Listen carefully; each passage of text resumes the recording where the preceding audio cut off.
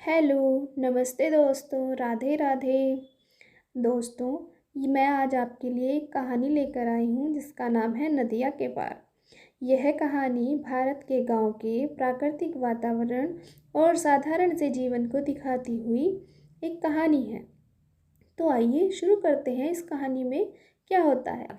इस कहानी की शुरुआत कुएं पर पानी भरती हुई कुछ लड़कियों के साथ होती है। लड़कियां पानी भर रही हैं और हंसी मजाक भी कर रही हैं। उनमें से एक लड़की जिसका जिसका नाम रूपा है, वो जानबूझकर अपनी बाल्टी को कुएं में गिरा देती है और कहती है कि मैं चंदन को बुलाकर लाती हूँ।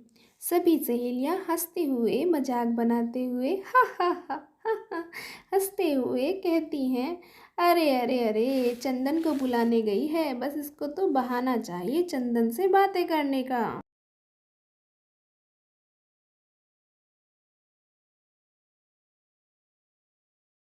अब अब आप सब सोच रहे होंगे कि आखिर ये चंदन कौन है।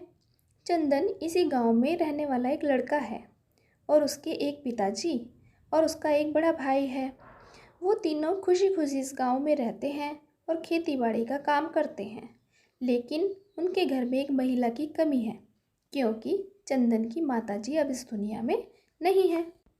चंदन के पिताजी गांव की ही एक ठकुराइन से बड़ी हंसी मजाक ठिठोली करते हुए घूमते रहते हैं ताकि उनका भी मन लगा रहे। और हमारी ठकुराइन जी, वो भी बड़ी मजाकिया हैं। वो चंदन के पिताजी से मजाक करते हुए कहती हैं, अरे अरे चंदन के पिताजी, कब तक ऐसे ही हंसी मजाक करते रहोगे और हम जैसों को निहारते रहोगे?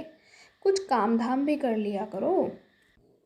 तभी एक दिन चंदन के पिताजी, जिन्हें चाचा जी कहकर बुलाया जाता है, उनको खांसी और बुखार आ जाता है। इसी के लिए पास के ही गांव से वैद्य जी को बुलाने के लिए उनका छोटा बेटा चंदन जाता है। नदिया के पार वो एक छोटे से गांव में पहुंच जाता है, जहां पर बहुत ही सुंदर वातावरण है, नदी का किनारा है और कुछ लड़कियां बैठकर बर्तन धो रही हैं। जैसे ही वो अपनी नाव को किनारे पर लगाता है, नाव जो है वो उन लड़कियों को जाकर टकराने से बच जाती है। इस पर से एक लड़की बड़ी ही नटखट और चंचल थी। वो मजाक करने और अपना बदला लेने के लिए नाव को पीछे की तरफ नदी में ही धकेल देती है और उसकी चंदन की जो नाव है वो नदी में जाकर रुक जाती है। चंदन उनमें से एक लड़की जिसका नाम मालती है, उससे गांव के वैद्य जी का पता पूछता है। लेकिन मालती थोड़ा सा गुस्से से बात करते हुए कहती है, क्यों, मैं क्या तुम्हारी नौकरी करती हूँ? जाओ जाकर खुद ही ढूंढ लो।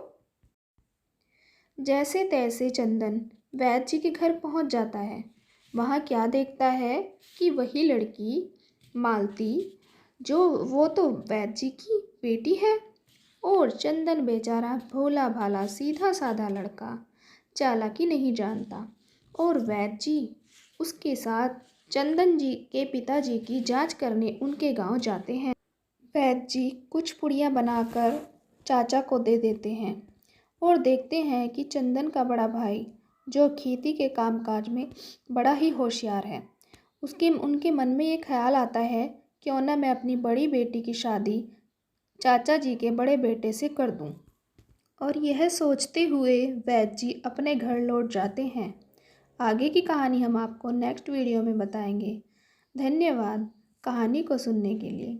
आशा करती हूँ आपको यह कहानी बहुत पसंद आई होगी। ऐसी ही कहानी सुनने के लिए इस चैनल को देखते रहिए। सुझाव के लिए आप कमेंट बॉक्स में भी अपने कमेंट डाल सकते हैं। धन्यवाद and bye bye my friends.